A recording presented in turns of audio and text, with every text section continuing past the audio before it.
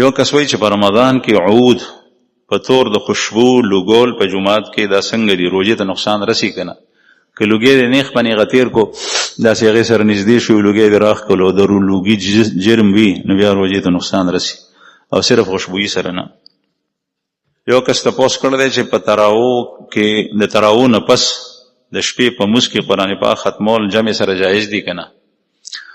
زمونږ په مذهب کې د نفل مونځ د جمع سره کول سوا د تراو نه، نفل مونځ د جمع سره کول دا ټیک نه دی، البته بلا تداعی جایز دی.